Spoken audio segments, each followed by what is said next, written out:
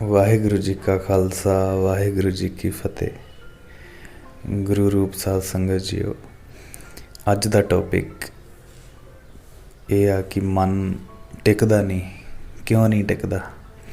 ਅਤੇ ਜਦੋਂ ਵੀ ਇਸ ਟੌਪਿਕ 'ਤੇ ਗੱਲਬਾਤ ਹੁੰਦੀ ਹੈ ਨਾ, ਅਤੇ ਪੁਰਾਤਨ ਸਿੰਘਾਂ ਦੀਆਂ ਕੁਛ ਬਾਤਾਂ ਯਾਦ ਆ ਜਾਂਦੀਆਂ ਕਿ ਉਹਨਾਂ 'ਚੋਂ ਹੀ ਇੱਕ ਗੱਲ ਯਾਦ ਆ ਰਹੀ।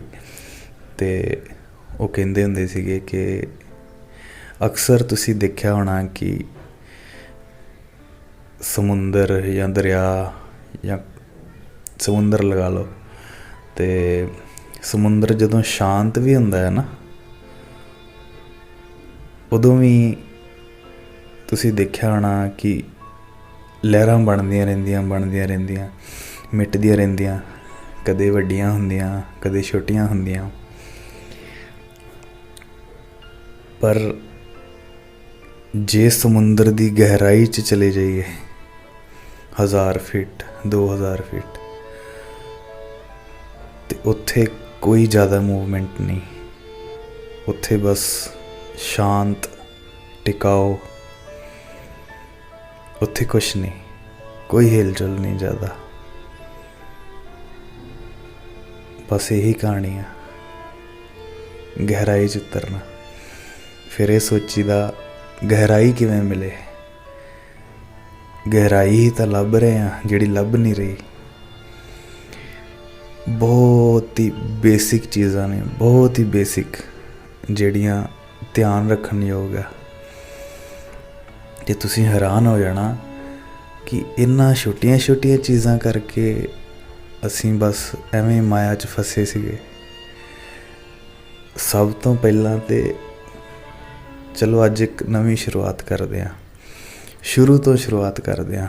ਜਿਨ੍ਹਾਂ ਦਾ ਮਨ ਨਹੀਂ ਟਿਕਦਾ ਨਾ, ਉਹ ਇਹ ਛੋਟੀਆਂ ਗੱਲਾਂ ਸੁਣ ਕੇ ਅਤੇ ਜ਼ਰੂਰ ਆਪਣੇ ਮਾਈਂਡ 'ਚ ਬਿਠਾ ਲੈਣਾ। ਅੱਜ ਨਾ ਇੱਕ ਨਵੀਂ ਸ਼ੁਰੂਆਤ ਕਰਦੇ ਹਾਂ। ਪਿੱਛੇ ਜੋ ਹੋਇਆ ਭੁੱਲ ਜਾਓ, ਸਾਈਡ 'ਤੇ ਕਰ ਦਿਓ। ਅੱਜ ਨਵੀਂ ਸ਼ੁਰੂਆਤ ਕਰਦੇ ਹਾਂ। ਸ਼ੁਰੂਆਤ ਕਿੱਥੋਂ ਕਰੀਦੀ? ਅਰਦਾਸ ਤੋਂ। ਇੱਕ ਨਾਨਕ ਕੀ ਅਰਦਾਸ, ਜੇ ਤੁਧ ਭਾਵਸੀ, ਮੈਂ ਦੀਜੈ ਨਾਮ ਨਿਵਾਸ, ਹਰ ਗੁਣ ਗਾਵਸੀ।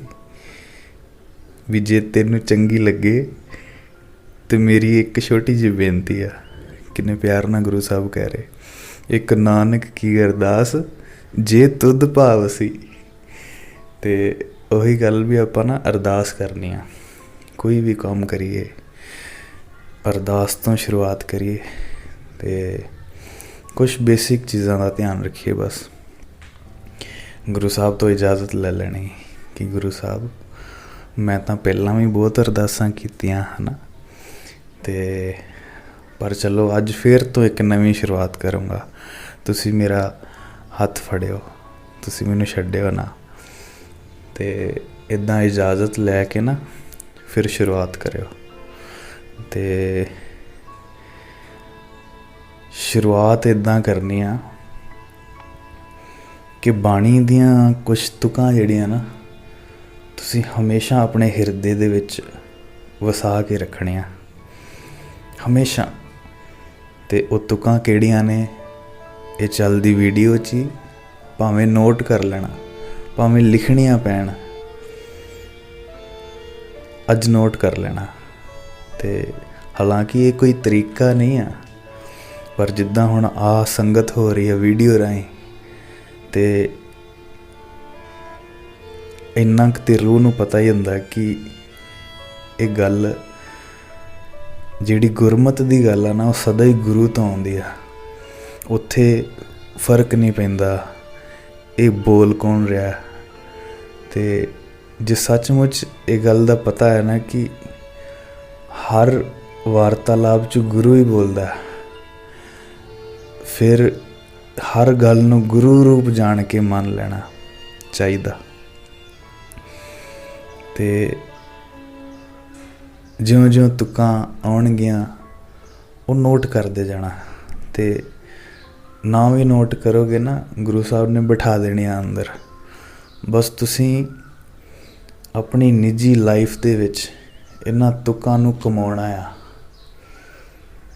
ਛੋਟੇ ਤੋਂ ਛੋਟਾ ਕੰਮ ਹੋਵੇ ਉਹਦੇ 'ਚ ਵੀ ਉਸ ਹਾਲਾਤ ਨੂੰ, ਉਸ ਮੋਮੈਂਟ ਨੂੰ ਤੁਕ ਦੇ ਉੱਪਰ ਲਾਗੂ ਕਰ ਦੇਣਾ, ਜਾਂ ਉਸ ਹਾਲਾਤ ਦੇ ਉੱਪਰ ਤੁਕ ਨੂੰ ਬਿਠਾ ਦੇਣਾ। ਆਪੇ ਪਤਾ ਚੱਲ ਜਾਣਾ ਮੈਂ ਸਹੀ ਹਾਂ ਕਿ ਨਹੀਂ, ਇਹ ਕਾਰਜ ਸਹੀ ਆ ਕਿ ਨਹੀਂ। ਹੁਣ ਦੇਖੋ, ਕਦੀ ਵੀ ਤੁਸੀਂ ਸੋਚਿਓ, ਥੋੜ੍ਹਾ ਜਿਹਾ ਸੋਚਿਓ ਕਿ ਤੁਹਾਡੀ ਕੋਈ ਵੀ ਬੁਰੀ ਆਦਤ ਆ ਨਾ, ਕੋਈ ਵੀ, ਉਹ ਤੁਸੀਂ ਲੈ ਕੇ ਪੈਦਾ ਨਹੀਂ ਹੋਏ। ਹਰ ਬੁਰੀ ਆਦਤ ਤੁਹਾਡੀ ਸੰਗਤ ਦੇ ਰਾਹੀਂ ਉਪਜੀ ਆ। ਕੋਈ ਵੀ ਹੈ, ਚਾਹੇ ਥੋੜ੍ਹੇ ਬਹੁਤੇ ਜ਼ਰੂਰ ਆਪਣੇ ਭਾਗ ਹੁੰਦੇ ਨੇ, ਉਹ ਤਾਂ ਸਦਾ ਹੀ ਅਸੀਂ ਜੋ ਕਰਦੇ ਆਏ ਹਾਂ ਪਿਛਲੀਆਂ ਜਨਮਾਂ ਦੇ ਵਿੱਚ, ਉਹ ਤਾਂ ਜ਼ਰੂਰ ਨਾਲ ਨੇ। ਪਰ ਜਦੋਂ ਉਹਨਾਂ ਨੂੰ ਸੰਗਤ ਮਿਲਦੀ ਹੈ ਨਾ ਉਸ ਟਾਈਪ ਦੀ, ਉਦੋਂ ਫਿਰ ਉਹ ਪ੍ਰਫੁੱਲਤ ਹੋ ਜਾਂਦੇ ਆ। ਅਤੇ ਆਪਣੇ ਜੀਵਨ ਨੂੰ ਸੁਧਾਰਨਾ ਹੈ ਨਾ, ਅਤੇ ਆਪਣੀ ਸੰਗਤ ਚੇਂਜ ਕਰ ਦਿਓ। ਹੁੰਦਾ ਕੀ ਆ, ਤੁਸੀਂ ਜ਼ੋਰ ਤਾਂ ਬਹੁਤ ਲਾਉਂਦੇ ਆ ਰਹੇ ਹੋ, ਸਾਲਾਂ ਤੋਂ ਲਾਉਂਦੇ ਆ ਰਹੇ ਹੋ, ਪਰ ਹੋ ਕੀ ਰਿਹਾ, ਤੁਸੀਂ ਜਦੋਂ ਵੀ ਕੁਛ ਸਹੀ ਕਰਨ ਦੀ ਕੋਸ਼ਿਸ਼ ਕਰਦੇ ਹੋ ਨਾ, ਜਿਵੇਂ ਮੰਨ ਲਓ ਕਿਸੇ ਬੁਰੀ ਸੰਗਤ ਤੋਂ ਦੂਰ ਹੋਣਾ ਚਾਹੁੰਦੇ ਹੋ ਵੀ ਗਏ, ਅਤੇ ਉਹ ਜ਼ਿਆਦਾ ਦੇਰ ਕੰਟੀਨਿਊ ਨਹੀਂ ਰੱਖ ਪਾਉਂਦੇ, ਹੈ ਨਾ। ਕਿਉਂਕਿ ਅਸੀਂ ਰੂਹ ਤੋਂ ਉਹ ਸਭ ਤਾਂ ਖੋਹ ਲਿਆ ਜੋ ਰੂਹ ਨੂੰ ਪਸੰਦ ਸੀ ਮਾਇਆ ਰੂਪ 'ਚ, ਪਰ ਉਹਦੇ ਬਦਲੇ ਉਹਨੂੰ ਦਿੱਤਾ ਕੀ, ਕੁਛ ਵੀ ਨਹੀਂ ਦਿੱਤਾ। ਤਾਂ ਫਿਰ ਉਹ ਭਟਕ ਕੇ ਉੱਥੇ ਜਾਊਗੀ ਨਾ।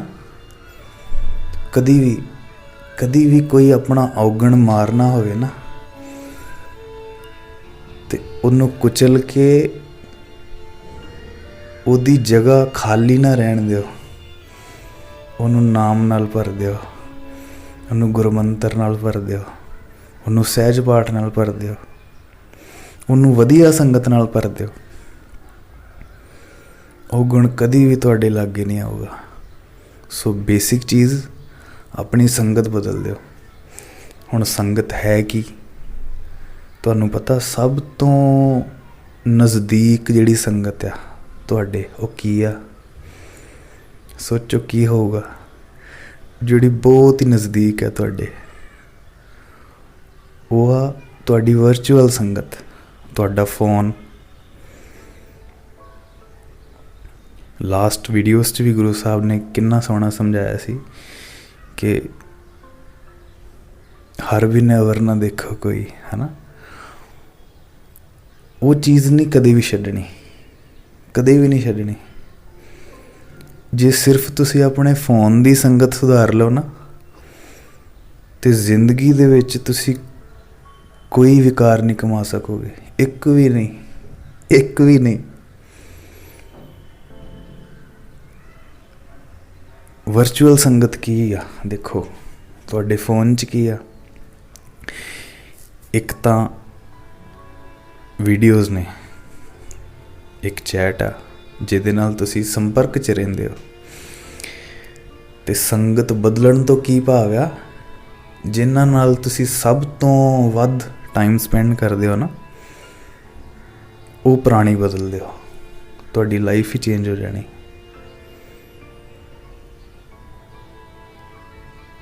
ਐਗਜ਼ਾਮਪਲ,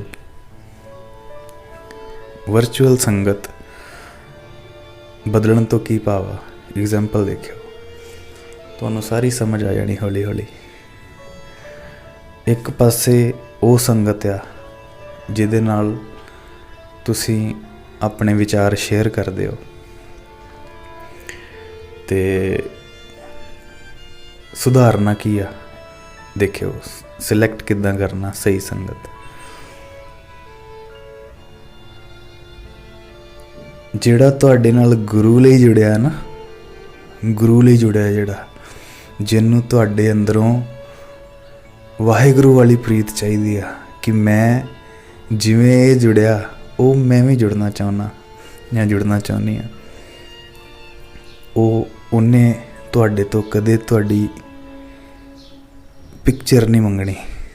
ਸਭ ਤੋਂ ਬੇਸਿਕ, ਕਦੇ ਨਹੀਂ ਤੁਹਾਨੂੰ ਕਹਿਣਾ ਕਿ ਫੋਟੋ ਭੇਜ ਦੇ। ਉਹਨੂੰ ਕੀ ਮਤਲਬ ਆ? ਉਹਨੇ ਕਦੀ ਨਹੀਂ ਕਹਿਣਾ ਕਿ ਮੈਂ ਵੀਡੀਓ ਕਾਲ ਕਰਨੀ ਆ, ਕਦੀ ਵੀ ਨਹੀਂ ਕਹਿਣਾ। ਉਹਨੇ ਕਦੀ ਨਹੀਂ ਕਹਿਣਾ ਹੁਣ ਮੈਂ ਸੌਂ ਗਿਆ ਜਾਂ ਸੌਂ ਗਈ, ਹੁਣ ਮੈਂ ਉੱਠ ਗਿਆ, ਹੁਣ ਮੈਂ ਆਹ ਕਰ ਰਿਹਾ, ਹੁਣ ਮੈਂ ਉਹ ਕਰ ਰਿਹਾ, ਮੈਂ ਉੱਥੇ ਗਿਆ ਸੀ, ਮੈਂ ਇੱਦਾਂ ਸੀ, ਮੈਂ ਉੱਦਾਂ ਸੀ। ਇਹ ਬੇਸਿਕ ਚੀਜ਼ਾਂ ਨੇ। ਜੇ ਕੋਈ ਇੱਦਾਂ ਦੀ ਗੱਲ ਤੁਹਾਡੇ ਨਾਲ ਕਰ ਰਿਹਾ ਨਾ, ਤੇ ਇੱਕ ਦਿਨ ਯਾਦ ਰੱਖਣਾ ਇਹ ਗੱਲ, ਤੇ ਇਹ ਤੁਕ ਵੀ ਯਾਦ ਰੱਖਣਾ ਕਿ ਜਿਸ ਕਾਰਜ ਦੇ ਵਿੱਚ ਤੁਸੀਂ ਵਾਹਿਗੁਰੂ ਨੂੰ ਸ਼ਾਮਿਲ ਨਹੀਂ ਕੀਤਾ ਨਾ, ਉਹ ਹਰ ਚੀਜ਼ ਕੂੜ ਬਣ ਜਾਣੀ, ਹਰ ਚੀਜ਼ ਕੂੜ ਬਣ ਜਾਣੀ। ਜਿਵੇਂ ਦੇਖਿਓ, ਇੱਕ ਸੰਗੀਤ ਆ, ਸੰਗੀਤ ਦੇ ਵਿੱਚ ਗੁਰੂ ਨੂੰ ਸ਼ਾਮਿਲ ਕਰ ਦਿੱਤਾ ਤਾਂ ਕੀਰਤਨ ਹੋ ਗਿਆ।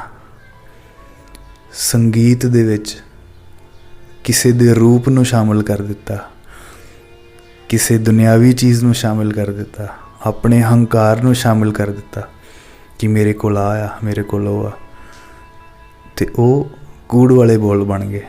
ਆਪਾਂ ਆਮ ਹੀ ਦੇਖਦੇ ਹਾਂ ਨਾ ਗੀਤਾਂ ਦੇ ਵਿੱਚ ਕੀ ਚੱਲਦਾ, ਕਿਸੇ ਦੇ ਰੂਪ ਦੀ ਉਸਤਤ, ਕਿ ਫਲਾਣੀ ਬਹੁਤ ਸੋਹਣੀ ਆ, ਫਲਾਣਾ ਬਹੁਤ ਸੋਹਣਾ ਆ, ਮੇਰੇ ਕੋਲ ਇੰਨੀਆਂ ਗੱਡੀਆਂ ਆ, ਮੇਰੀ ਇੰਨੀ ਚੱਲਦੀ ਆ, ਮੈਂ ਇਹ ਕਰ ਦੂੰ, ਮੈਂ ਉਹ ਕਰ ਦੂੰ। ਉਹ ਕੀ ਆ? ਹੈ ਤਾਂ ਸੰਗੀਤ ਆ। ਸੰਗੀਤ ਦੇ ਵਿੱਚ ਗੁਰੂ ਨੂੰ ਸ਼ਾਮਿਲ ਕੀਤਾ ਤਾਂ ਕੀਰਤਨ ਹੋ। ਸੰਗੀਤ ਦੇ ਵਿੱਚ ਇਹੋ ਜਿਹੇ ਬੋਲਾਂ ਨੂੰ ਸ਼ਾਮਿਲ ਕੀਤਾ ਤਾਂ ਕੂੜ ਹੋ ਗਿਆ। ਸਿੰਪਲ। ਤੇ ਗੁਰੂ ਸਾਹਿਬ ਕੀ ਸਮਝਾਉਂਦੇ ਆ? ਗੁਰੂ ਸਾਹਿਬ ਇਹ ਸਮਝਾਉਂਦੀ, ਸੋ ਕਿਛ ਕਰ ਜਿਤ ਮੈਲ ਨਾ ਲੱਗੈ, ਸੋ ਕਿਛ ਕਰ ਜਿਤ ਮੈਲ ਨਾ ਲੱਗੈ, ਕੀਰਤਨ ਮੈਂ ਇਹ ਮਨ ਜਾਗੈ। ਤੁਸੀਂ ਕੋਈ ਸੌਂਗ ਸੁਣਨ ਲੱਗੇ ਹੋ ਤੇ ਤੁਹਾਡੇ ਅੰਦਰੋਂ ਆਵਾਜ਼ ਆਉਣੀ ਚਾਹੀਦੀ ਆ, ਬਿਨੇਵਰ ਨਾ ਦੇਖੋ ਕੋਈ, ਤੁਹਾਡੇ ਅੰਦਰੋਂ ਆਵਾਜ਼ ਆਵੇ ਕਿ ਮਨਾ ਸੋ ਕਿਛ ਕਰ ਜਿਤ ਮੈਲ ਨਾ ਲੱਗੈ। ਕਦੀ ਵੀ ਨਹੀਂ ਦੇਖ ਪਾਉਣੀ। ਸੋ ਇਹਨਾਂ ਤੁਕਾਂ ਨੂੰ ਨਾ, ਇਹਨਾਂ ਪੰਕਤੀਆਂ ਨੂੰ ਕਮਾਉਣਾ ਕਿਵੇਂ ਆ, ਅੱਜ ਉਸ ਬਾਰੇ ਗੱਲ ਹੋ ਰਹੀ। ਕੁਛ ਗਲਤ ਕਰਨ ਲੱਗੋ, ਕੁਛ ਗਲਤ ਦੇਖ ਤਾਂ ਰੂਹ ਇੱਕਦਮ ਗੱਜ ਵੱਜ ਕੇ ਤੁਹਾਡੇ ਉੱਪਰ ਹਾਵੀ ਹੋ ਜਾਵੇ ਕਿ ਹਰ ਬਿਨੇਵਰ ਨਾ ਦੇਖੋ ਕੋਈ, ਇਹ ਸਰਵਣੋ ਮੇਰੇ ਹੋ, ਸੱਚ ਹੈ ਸੁਣਿਆ ਨੂੰ ਪਠਾਏ। ਰੂਹ ਅੰਦਰੋਂ ਬੋਲ ਉੱਠੇ, ਰੂਹ ਬੋਲ ਉੱਠੇ ਕਿ ਸੋ ਕਿਛ ਕਰ ਜਿਤ ਮੈਲ ਨਾ ਲੱਗੈ। ਤੂੰ ਉਹ ਕੰਮ ਕਰ ਰਿਹਾ ਜਿਹਦੇ ਵਿੱਚ ਤੈਨੂੰ ਮੈਲ ਮਿਲਣੀ ਆ, ਤੂੰ ਉਹ ਕੰਮ ਕਰ। ਕੀ ਕਰ? ਹਰ ਕੀਰਤਨ ਮੈਂ ਇਹ ਮਨ ਜਾਗੈ। ਕਿੰਨੀਆਂ ਪਿਆਰੀਆਂ ਤੁਕਾਂ ਹਨ। ਸੋ ਇੱਦਾਂ ਹੀ ਫਿਰ ਵਾਪਸ ਆਉਂਦੇ ਹਾਂ ਉਸੇ ਟੌਪਿਕ 'ਤੇ। ਉਸ ਸੰਗਤ ਨੇ, ਉਹ ਸੰਗਤ ਭਾਵੇਂ ਤੁਹਾਡਾ ਹਾਲ ਪੁੱਛੇ ਨਾ ਪੁੱਛੇ, ਕੁਛ ਯਾਦ ਰਵੇ ਨਾ ਰਵੇ, ਤੁਹਾਡੇ ਬਰਥ ਡੇਟਸ, ਕੁਛ ਵੀ ਇੱਧਰ ਉੱਧਰ ਦੀਆਂ ਗੱਲਾਂ, ਕੁਛ ਵੀ ਭਾਵੇਂ ਯਾਦ ਨਾ ਰਵੇ, ਪਰ ਕਦੇ ਕਿਸੇ ਸੰਗਤ ਨਾਲ ਗੁਰਬਾਣੀ ਦੀ ਸਾਂਝ ਪੈਂਦੀ ਆ, ਕਦੀ ਉਹ ਆਨੰਦ ਮਾਣਿਆ ਆ ਜਿਹੜਾ ਇੱਕ ਦੂਸਰੇ ਨੂੰ ਪੰਕਤੀ ਸ਼ੇਅਰ ਕਰਕੇ। ਤੇ ਭਾਈ ਸਾਹਿਬ ਮੈਨੂੰ ਆ ਸਮਝ ਨਹੀਂ ਲੱਗੀ, ਥੋੜ੍ਹਾ ਜਿਹਾ ਦੇਖਿਓ। ਕਦੇ ਕਹਿ ਦੇਣਾ ਕਿਸੇ ਨੇ ਕਿ ਭੈਣ ਜੀ ਆ ਥੋੜ੍ਹਾ ਜਿਹਾ ਦੱਸ ਦਿਓ, ਉਹ ਤੁਹਾਡੀ ਲਾਈਫ ਹੀ ਚੇਂਜ ਕਰ ਦੂਗੀ। ਤੁਹਾਨੂੰ ਗੱਲ ਕਰਨ ਤੋਂ ਹੀ ਪਤਾ ਅੰਦਰ ਕੀ ਚੱਲ ਰਿਹਾ। ਜੇ ਤਾਂ ਗੁਰੂ ਵਾਲੀ ਸੰਗਤ ਹੋ ਤਾਂ ਉਹਨੇ ਦੂਜੀ ਗੱਲ ਕਰਨੀ ਨਹੀਂ, ਉੱਥੇ ਫਿਰ ਗੱਲ ਵੀ ਕਰੋਗੇ ਨਾ ਤੇ ਮਹਾ ਆਨੰਦ ਗੁਰ ਸ਼ੁੱਧ ਵਿਚਾਰ ਪਿਰਿਆ ਸਿਉ ਰਾਤੀ ਧਨ ਸੁਹਾਗਣ ਨਾਰ ਮਹਾ ਆਨੰਦ ਗੁਰ ਸ਼ਬਦ ਵਿਚਾਰ।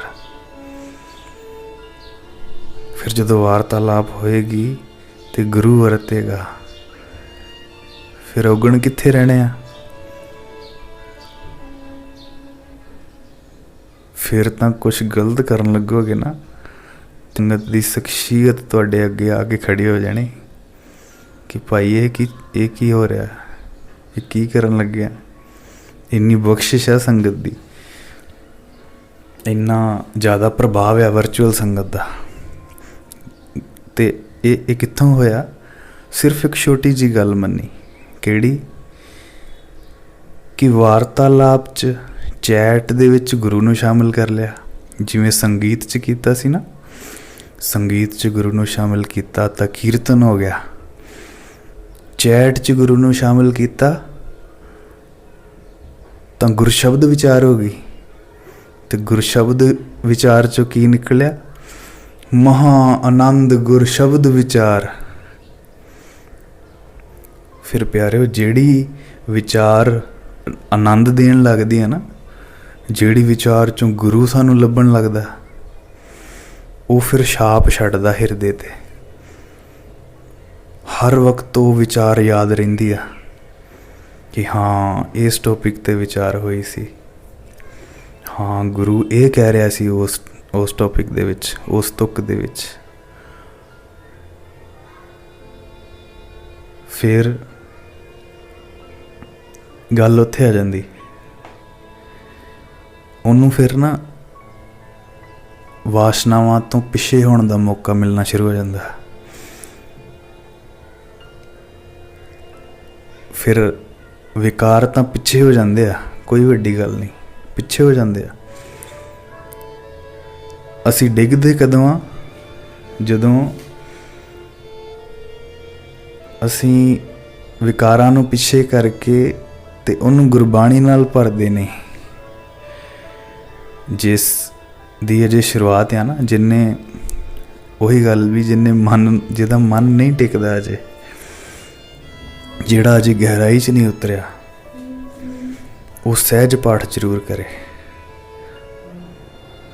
ਇੱਕ ਅੰਗ ਦੇ ਵਿੱਚ ਕਿੰਨੀਆਂ ਤੁਕਾਂ ਹੁੰਦੀਆਂ, ਕਿੰਨੀਆਂ ਪਿਆਰੀਆਂ ਤੁਕਾਂ ਹੁੰਦੀਆਂ।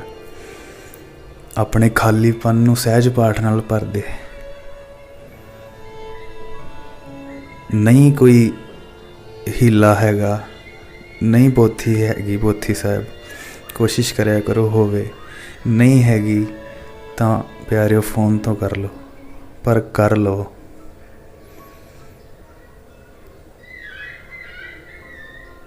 ਇਨ ਦੀ ਐਂਡ ਗੱਲ ਉੱਥੇ ਮੁੱਕਣੀ ਕਿ ਤੁਹਾਡੀ ਬਿਰਤੀ ਕਿੰਨੀ ਵਾਹਿਗੁਰੂ ਦੇ ਕੋਲ ਆ। ਤੁਹਾਡਾ ਫੋਨ ਹੀ ਸਭ ਕੁਛ ਬਣ ਜਾਣਾ, ਫੋਨ ਹੀ ਧੁਰਾ ਬਣ ਜਾਣਾ।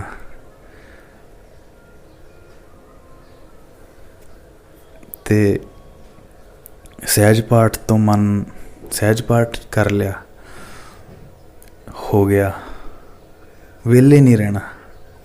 ਚੁਪਈ ਸਾਹਿਬ ਕਰ ਲਓ, ਜਪਜੀ ਸਾਹਿਬ ਕਰ ਲਓ, ਗੁਰਮੰਤਰ ਜਪ ਲਓ,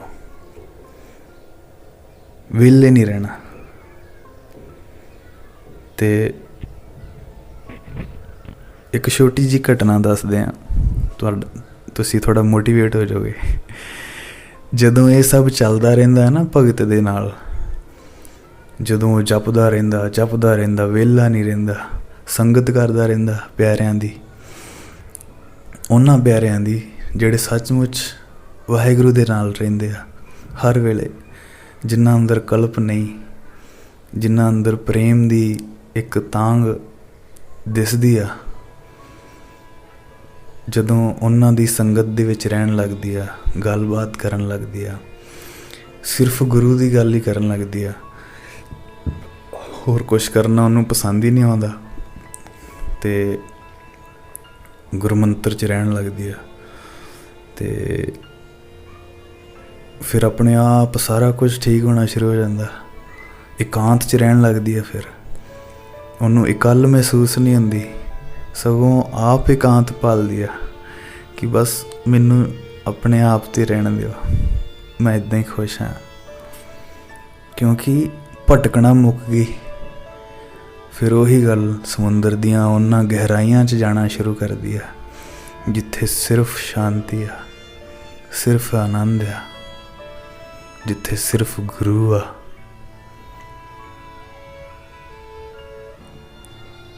एक छोटी जी घटना, सिर्फ इनू एग्जाम्पल ही लेना, ये ना सोचा करो किहदे नाल वापरी, क्यों वापरी, बाद दियां गल्लां, सिर्फ कुछ चुग लैना इहदे चों।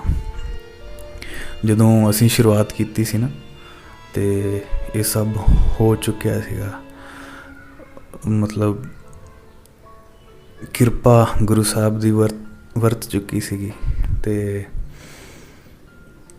एकदम वर्कलोड इन्ना पिया, कुछ दिन ऐसे भी आए कि पूरा दिन मीटिंग्स चल रही, ऑफिस च हाँ, ते सिर्फ नितनेम ते रहरास साहिब लई चंद मिनट, ते रात भी अपने जिहड़े नाल दे हुंदे आ कोलीग्स उन्हां च ही लंघनी। एक रूम च 3-3 4-4 जाने आ, है ना, ते दिन भी, दोपहर भी, शाम भी, रात भी उन्हां च ही गुजर रही है।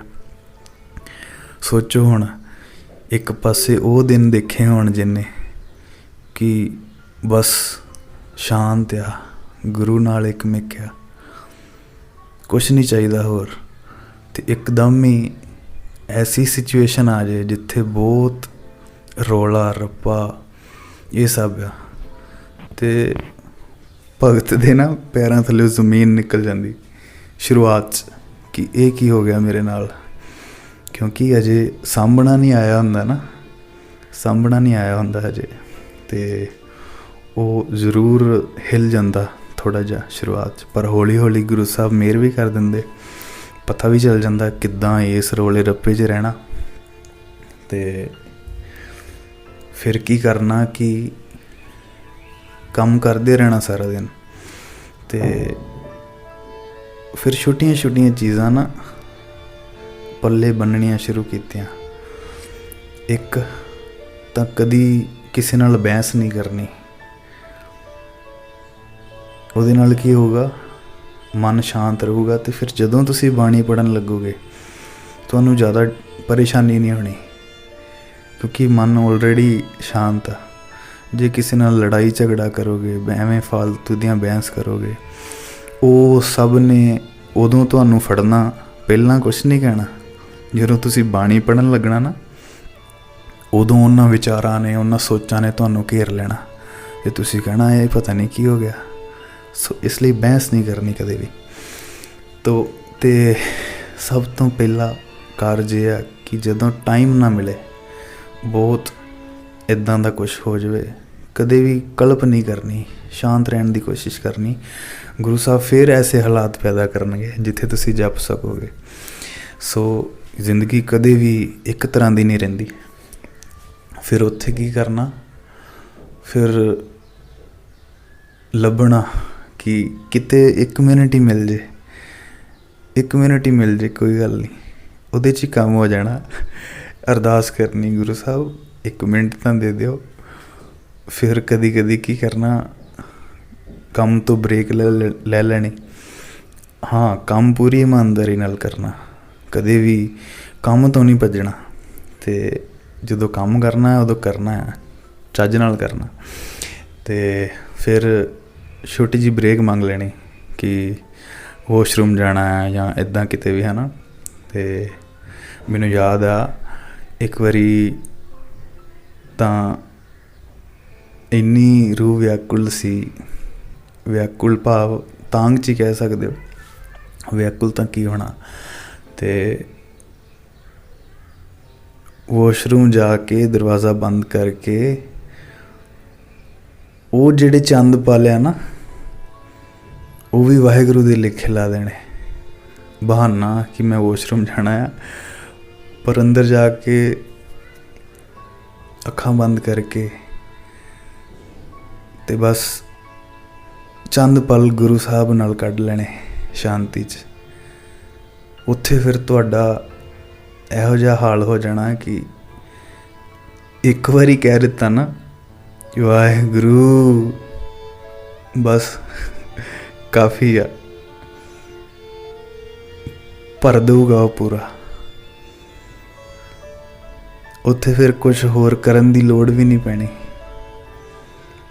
ਜਦੋਂ ਭਰ ਹੀ ਗਿਆ, ਭਾਂਡਾ ਭਰ ਗਿਆ, ਪੂਰਾ ਭਰ ਗਿਆ, ਫਿਰ ਉਹਦਾ ਅਸਰ ਕਈ ਘੰਟੇ ਕਿੱਥੋਂ ਵਿਕਾਰ ਘੇਰ ਲੈਣਗੇ। ਭਗਤ ਕੋਲ ਇੰਨਾ ਸਮਾਂ ਹੀ ਨਹੀਂ। ਸੋ ਵਿਹਲੇ ਨਹੀਂ ਰਹਿਣਾ। ਸਟੈਪ ਵਾਈਜ਼ ਹਰ ਇੱਕ ਚੀਜ਼ ਘਟੂਗੀ, ਨਾਲ ਆਪਣੀ ਰੂਹ ਦੇ ਅੱਗੇ ਨੂੰ ਵੱਧਦੀ ਜਾਊਗੀ, ਸਾਰਾ ਕੁਛ ਹੋਊਗਾ। ਗੱਲ ਉੱਥੇ ਹੀ ਆ ਜਾਂਦੀ ਕਿ ਆਪਣੀ ਸੰਗਤ ਚੇਂਜ ਕਰਨੀ ਆ। ਤੇ ਇਹਨਾਂ ਛੋਟੀਆਂ ਚੀਜ਼ਾਂ ਵੱਲ ਧਿਆਨ ਦੇਣਾ। ਫਿਰ ਕੀ ਹੁੰਦਾ, ਜਿਹੜੀ ਸਹੀ ਸੰਗਤ ਆ ਉਹਨੂੰ ਨਾ ਤੁਹਾਨੂੰ ਮਿਲਣ 'ਚ ਵੀ ਕੋਈ ਇੰਟਰਸਟ ਨਹੀਂ ਹੈ ਜ਼ਿਆਦਾ। ਕਿਉਂਕਿ ਮਿਲੇ ਹੀ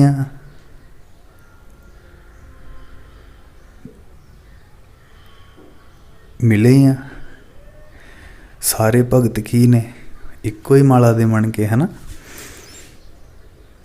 ਗੁਰੂ ਸਾਹਿਬ ਕਹਿੰਦੇ ਮਿਲਿਆ ਨਾ ਮਿਲੇ, ਮਿਲਿਆ ਜੇ ਹੋਏ। ਮਿਲਿਆ, ਧਿਆਨ ਨਾਲ ਸੁਣਨਾ, ਮਿਲਿਆ ਨਾ ਮਿਲੇ, ਮਿਲਿਆ ਜੇ ਹੋਏ।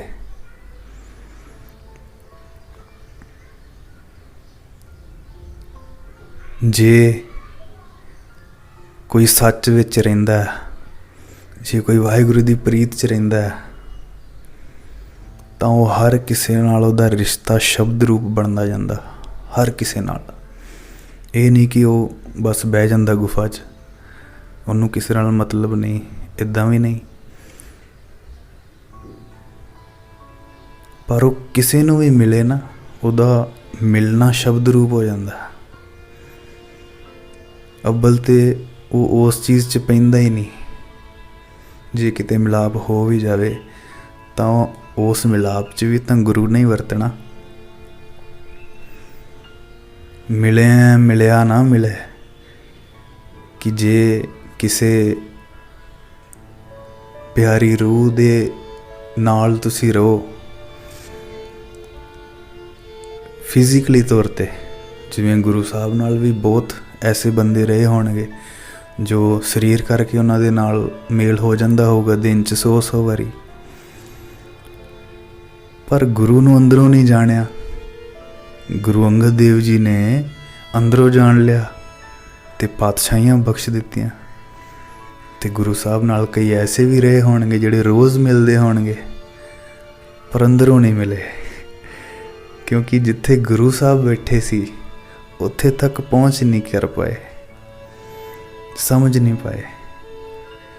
ਫਿਰ ਕਹਿੰਦੇ ਮਿਲਿਆ ਨਾ ਮਿਲੇ, ਮਿਲਿਆ ਜੇ ਹੋਏ। ਅੰਤਰ ਆਤਮੈ ਜੇ ਮਿਲਿਆ ਕਹੀਐ ਸੋਏ। ਅੰਤਰ ਆਤਮੈ ਜੇ ਮਿਲਿਆ ਕਹੀਐ ਸੋਏ। ਇਹ ਗੱਲ ਗੁਰੂ ਦੇ ਪਿਆਰਿਆਂ ਤੇ ਵੀ ਟੁੱਕਦੀ, ਗੁਰੂ ਤੇ ਵੀ ਟੁੱਕਦੀ। ਗੱਲ ਨੂੰ ਸਮਝਣਾ, ਤੱਤ ਨੂੰ ਸਮਝਣਾ। ਇਹ ਨਹੀਂ ਸੋਚਣਾ ਕਿ ਭਾਈ ਸਾਹਿਬ ਕਹਿ ਰਹੇ ਕਿ ਮਿਲੀਏ ਹੀ ਨਾ। ਤੱਤ ਨੂੰ ਸਮਝਣਾ। ਮੈਂ ਆਪਣੀ ਪਰਸਨਲ ਗੱਲ ਦੱਸਾਂ ਨਾ, ਤੇ ਜਿਨ੍ਹਾਂ ਨਾਲ ਬਹੁਤ ਜ਼ਿਆਦਾ ਗੁਰੂ ਵਾਲੀ ਨੇੜਤਾ ਆ, ਸੱਚਮੁੱਚ ਹੀ ਮਿਲਣ ਦਾ ਦਿਲ ਨਹੀਂ ਕਰਦਾ। ਇਹ ਨਹੀਂ ਕਿ ਮੈਂ ਨਹੀਂ ਮਿਲਣਾ, ਬਸ ਲੋੜ ਹੀ ਨਹੀਂ ਆ, ਮਿਲਿਆ ਹੀ ਆ। ਗੁਰਸਿੱਖ ਅੰਦਰ ਹੀ ਵਸਦੇ ਨੇ ਸੰਗਤੀ ਰੂਪ ਦੇ ਵਿੱਚ। ਸੋ ਇਹ ਛੋਟੀਆਂ ਛੋਟੀਆਂ ਚੀਜ਼ਾਂ ਵੱਲ ਧਿਆਨ ਰੱਖਣਾ। ਸੰਗਤ ਬਦਲੋ, ਤੁਹਾਡੇ ਕਰਮ ਬਦਲ ਜਾਣਗੇ। ਰੂਹ ਫਿਰ ਤੋਂ, ਉਹ ਕਹਿੰਦੇ ਨਾ ਕਿ ਫਿਰ ਤੋਂ ਬਹਾਰ ਆਊਗੀ, ਫਿਰ ਤੋਂ ਪੱਤੇ ਹਰੇ ਹੋਣਗੇ, ਫਿਰ ਤੋਂ ਫੁੱਲ ਖਿੜਨਗੇ, ਫਿਰ ਤੋਂ ਨਾਮ ਦੀਆਂ ਗੂੰਜਾਂ ਪੈਣਗੀਆਂ, ਫਿਰ ਤੋਂ ਬਾਣੀ ਦੇ ਪ੍ਰਵਾਹ ਚੱਲੂਗੇ। ਘਬਰਾਉਣਾ ਨਹੀਂ। ਅਰਦਾਸ ਅਤੇ ਸਹੀ ਸੰਗਤ, ਇਹ ਦੋਨੋਂ ਕੁੰਜੀਆਂ ਨੇ, ਚਾਬੀਆਂ ਨੇ ਉਸ ਵਾਹਿਗੁਰੂ ਦੇ ਦਰ ਦੀਆਂ, ਉਸ ਵਾਹਿਗੁਰੂ ਦੇ ਬੂਹੇ ਦੀਆਂ। ਇਹਨਾਂ ਚਾਬੀਆਂ ਦੇ ਨਾਲ ਉਹ ਦਰਵਾਜ਼ਾ ਖੋਲੀਏ, ਉਹ ਰਾਹ ਖੋਲੀਏ। ਮਨ ਕਿਉਂ ਨਾ ਟਿਕੂਗਾ। ਤੂੰ ਆਪਣੇ ਆਪ 'ਚ ਪੂਰਾ ਬ੍ਰਹਿਮੰਡ ਆ। ਕਾਇਆ ਅੰਦਰ ਸਭ ਕੁਛ ਵਸੈ, ਖੰਡ ਮੰਡਲ ਪਾਤਾਲਾ। ਕਾਇਆ ਅੰਦਰ ਜਗ ਜੀਵਨ ਦਾਤਾ ਵਸੈ, ਸਭਨਾ ਕਰੈ ਪ੍ਰਤਪਾਲਾ। ਸ਼ਬਦ ਗੁਰੂ ਸੁਰਤ ਤੁਨ ਚੇਲਾ। हैरान हो जाएगा तो अपने आप जी। बस हर चीज़ च गुरु नू शामिल करो। डे बाय डे सब कुछ बदल जाना। वाहिगुरू जी का खालसा, वाहिगुरू जी की फतेह।